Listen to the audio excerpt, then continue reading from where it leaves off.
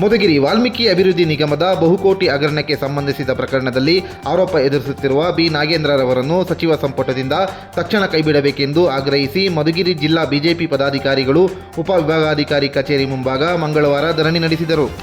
ಮಧುಗಿರಿ ಜಿಲ್ಲಾ ಬಿಜೆಪಿ ಮಾಜಿ ಅಧ್ಯಕ್ಷ ಬಿಕೆ ಮಂಜುನಾಥ್ ಮಾತನಾಡಿ, ಸಿದ್ದರಾಮಯ್ಯ ಮುಖ್ಯಮಂತ್ರಿಯಾಗಿದ್ದ ಅವಧಿಯಲ್ಲಿ ಸಚಿವ ನಾಗೇಂದ್ರರವರು ವಾಲ್ಮೀಕಿ ಅಭಿವೃದ್ಧಿ ನಿಗಮದಲ್ಲಿ 187 ಕೋಟಿ ಹಗರಣ ಮಾಡಿ ಜೈಲಿಗೆ ಹೋಗಿದ್ದರು. ಇಂಥವರನ್ನು ಮತ್ತೆ ಡಿಕೆ ಶಿವಕುಮಾರ್ ಮಂತ್ರಿ ಮಂಡಲದಲ್ಲಿ ಸಚಿವರನ್ನಾಗಿ ಮಾಡಿದ್ದಾರೆ. ಕಳಂಕಿತರನ್ನು ಮತ್ತೆ ಸಚಿವ ಸಂಪುಟಕ್ಕೆ ಸೇರ್ಪಡೆ ಮಾಡಿರುವುದು ಖಂಡನೀಯ ಎಂದರು. ಈ ಸಂದರ್ಭದಲ್ಲಿ ತಾಲೂಕು ಬಿಜೆಪಿ ಅಧ್ಯಕ್ಷ ಹನುಮಂತರೆಡ್ಡಿ, ಜಿಲ್ಲಾ ಬಿಜೆಪಿ ಕಾರ್ಯಾಲಯದ ಕಾರ್ಯದರ್ಶಿ ಸುರೇಶ್, ತಾಲೂಕು ಮಾಜಿ ಅಧ್ಯಕ್ಷ ನಾಗೇಂದ್ರ, ಜಿಲ್ಲಾ ಪ್ರಧಾನ ಕಾರ್ಯದರ್ಶಿ ಪಾಗೋಡ ರವಿ, ಪದಾಧಿಕಾರಿಗಳಾದ ರತ್ನಮ್ಮ, ಕಲ್ಪನಾ ಗೋವಿಂದರಾಜು, ಲತಾ ಪ್ರದೀಪ್, ಶೈಲಾ, ದಯಾಮಣಿ, ಮಮತಾ, ಮೋಹನ್, ಕೆಎಸ್ ಪಾಂಡುರಂಗರೆಡ್ಡಿ, ಅಶೋಕ್, ಯುವ ಮೋರ್ಚಾ ಅಧ್ಯಕ್ಷ ಅರುಣ್, ರವಿ ಹಾಜರಿದ್ದರು. ಮಾನ್ಯ ಮುಖ್ಯಮಂತ್ರಿಗಳಾಗಿರ್ತಕ್ಕಂಥ ಸಿದ್ದರಾಮಯ್ಯ ಸಂಪುಟದಲ್ಲಿ ಪರಿಶಿಷ್ಟ ಪಂಗಡಕ್ಕೆ ಸೇರ್ತಕ್ಕಂಥ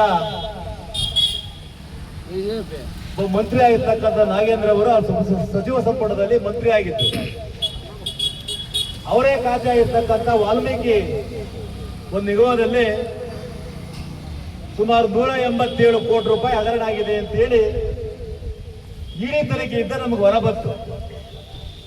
ಅವಾಗ ತಕ್ಷಣ ಭಾರತೀಯ ಜನತಾ ಪಾರ್ಟಿ ಶ್ರೀಯುತ ನಾಗೇಂದ್ರ ಅವರನ್ನ ಈ ಸಂಪುಟದ ಕೈ ಬಿಡಬೇಕಂತೇಳಿ ಆಗ್ರಹ ಮಾಡ್ತಾರೆ. ಆಗಿನ ಮುಖ್ಯಮಂತ್ರಿಗಳಾಗಿರ್ತಕ್ಕಂಥ ಸಿದ್ದರಾಮಯ್ಯ ಸದನದ ಒಪ್ಕೊಂಡಿದ್ದಾರೆ.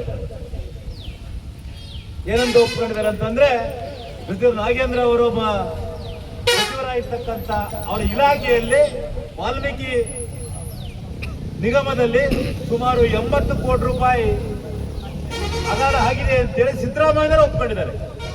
ಆ ಒಪ್ಪಂದ ತಕ್ಷಣ ನಮ್ಮ ಭಾರತೀಯ ಜನತಾ ಪಾರ್ಟಿ ಹೋರಾಟ ಮಾಡಿದಾಗ ಮಾನ್ಯ ಮುಖ್ಯಮಂತ್ರಿಗಳ ಸಿದ್ದರಾಮಯ್ಯನವರು ಆ ಸಚಿವ ಅವಾಗಲೇ ಕೂಡಲೇ ಕೈ ಬಿಟ್ಟರು. ಅವರು ಆ ಇಡೀ ತನಿಖೆಯಲ್ಲಿ ಅವರು ಜೈಲಿಗೆ ಹೋದ್ರು. ಆಮೇಲೆ ಇತ್ತೀಚಿನ ದಿನಗಳಲ್ಲಿ ಅವರು ಜಾಮೀನು ಮೇಲೆ ಹೊರ ಬಂದಿದ್ದಾರೆ.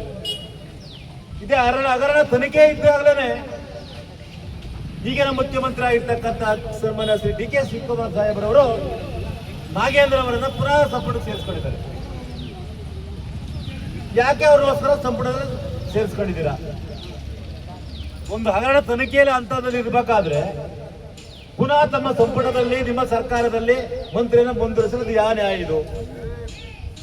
ಯಾಕಂದ್ರೆ ಅದೇ ಸಮಾಜ ಸೇರ್ತಕ್ಕಂಥ ಪರಿಶಿಷ್ಟ ಪಂಗಡಕ್ಕೆ ಸೇರ್ತಕ್ಕಂಥ ಹಣವನ್ನು ಲೂಟಿ ಮಾಡಿರ್ತಕ್ಕಂಥ ನಾಗೇಂದ್ರ ಅವ್ರನ್ನ ಪುನಃ ಸಚಿವ ಸಂಪುಟ ಸೇರಿಸಿಕೊಂಡು ಮುಂದೆ ಏನು ಆ ಜನಾಂಗೀಯ ನ್ಯಾಯವನ್ನು ಒದಗಿಸ್ತಾರೆ? ನಮ್ದು ಎಷ್ಟೇ ಪ್ರಶ್ನೆ ಆಗಿದೆ.